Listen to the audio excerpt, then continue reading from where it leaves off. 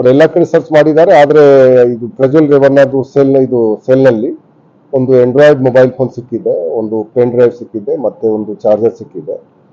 ಅದು ಕೇಳಿದಾಗ ಅವರು ಅಸ್ಪಷ್ಟವಾಗಿ ಉತ್ತರ ಬಹುಶಃ ಅವರು ಮಿಸ್ಗೈಡ್ ಮಾಡೋಕ್ಕೆ ಇನ್ನು ಟ್ರೈ ಮಾಡ್ತಾ ಇದ್ದಾನೆ. ಈಗ ನಾವು ಇದು ಗೊತ್ತಾಯ್ತು ಕಿ ಅವನು ಯೂಸ್ ಮಾಡ್ತಾ ಇದ್ದಾನೆ. ಸೊ ಆ ಭಾಗದಲ್ಲಿ ಇರುವಂತಹ ಯಾರು ಅಸಿಸ್ಟೆಂಟ್ ಸೂಪರಿಂಟೆಂಡೆಂಟ್ ಅಲ್ಲಿ ಇನ್ಚಾರ್ಜ್ ಇದ್ರು ಅವನಿಗೆ ನಾವು ಸಸ್ಪೆಂಡ್ ಮಾಡಿದ್ವಿ. ಮತ್ತೆ ಈಗ ಯಾರು ಜೈಲರ್ ಅಥವಾ ಬೇರೆ ಅಲ್ಲಿ ಇದು ಸಿಬ್ಬಂದಿಗಳು ಅಧಿಕಾರಿಗಳು ಇದ್ದಾರೆ ಅವರದ್ದು ಏನು ರೂಲ್ ಇದೆ ಅದರ ಸಲುವಾಗಿ ನಾವು ಇದು DIG ಖನ್ಗಾವಿ ಅವರಿಗೆ ನಾವು ಇದು ಕೆಲಸ ನಾವು ವಹಿಸಿದ್ದೀವಿ. ಅವರು ನಾಳೆಯಿಂದ ಎಂಕ್ವೈರಿ ಮಾಡ್ತಾರೆ.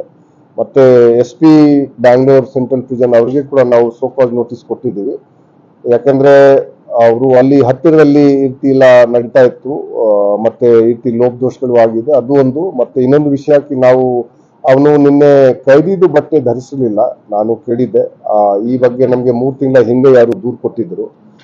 ಆ ಟೈಮ್ ನಾನು ಅವ್ರಿಗೆ ಮೆಮೊ ಇಶ್ಯೂ ಮಾಡಿದ್ದೆ ಕಿ ಕಡ್ಡಾಯವಾಗಿ ಎಲ್ಲರೂ ಇದು ಯಾರು ಸಜಾಬಂದಿ ಪ್ರಿಸನರ್ಸ್ ಇದ್ದಾರೆ ಅವರು ಪ್ರಿಸನ್ ರೂಲ್ಸ್ ಪ್ರಕಾರ ಫಾಲೋ ಮಾಡಿಕೊಂಡು ಕೈದಿದ್ದು ಬಟ್ಟೆ ಹಾಕಬೇಕು. ನಿನ್ನೆ ಅದಕ್ಕೂ ಹಾಕಿರಲಿಲ್ಲ. ಸೊ ಇದೆಲ್ಲ ಈ ಲೋಪದೋಷಗಳು ನಾವು ಹೇಳಿದ್ರು ಕೂಡ ಇದು ಫಾಲೋ ಆಗಿಲ್ಲ.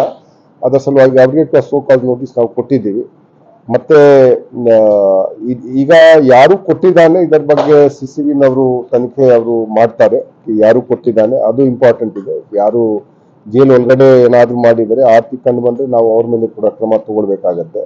ನಾವು ಅಲ್ಲಿ ಪರಪ್ಪನಗರದಲ್ಲಿ ಕಳೆದ 7-8 ತಿಂಗಳಲ್ಲಿ 300ಕ್ಕಿಂತ ಜಾಸ್ತಿ ಫೋನ್ಗಳು ಅದು ಸೀಜ್ ಆಗಿದೆ. ಆದ್ರೆ ಹಳೆ ಲಾಟ್ ಏನಿದೆ ಅದು ಇನ್ನೂ ಕ್ಲಿಯರ್ ಆಗಿಲ್ಲ. ಈ ಹಳೆ ಸ್ಟಾಕ್ ಏನಿದೆ ಪರಪ್ಪನಗರ ಒಳಗಡೆ ಲಾಸ್ಟ್ 3-4 ಇಯರ್ಸ್ ಏನ್ ಬಂದಿದೆ ಅದು ಇನ್ನೂ ಕೆಲವು ಫೋನ್ಗಳು ಇನ್ನೂ ಹಂಗೆ ಉಳ್ಕೊಂಡ್ಬಿಟ್ಟಿದೆ.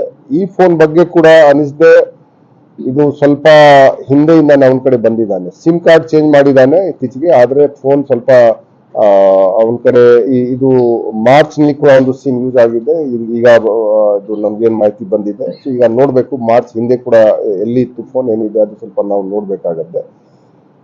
ಸೊ ನಾವು ಇಷ್ಟು ರೇಡ್ ಮಾಡಿದ್ದು ಕೂಡ ಕ್ರಮ ತಗೊಂಡಿದ್ದು ಕೂಡ ಈ ರೀತಿ ಘಟನೆ ಆಗೋದು ಒಂದು ನಮ್ಮ ಪ್ರಿಸನ್ ಮತ್ತೆ ಕಾರಾಗೃಹ ಮತ್ತು ಸುಧಾರಣಾ ಸೇವೆ ಇಲಾಖೆಗೆ ಒಂದು ಮುಜುಗರ ಆಗೋದು, ಆ ನಂತರ ಸರ್ಕಾರಕ್ಕೆ ಒಂದು ಮುಜುಗರ ಇದು ಉಂಟು ಮಾಡ್ತಾರೆ. ಸೊ ಈ ಪ್ರಕಾರ ನಮ್ಮ ಪ್ರಕಾರ ಇದು ಸರಿ ಇಲ್ಲ.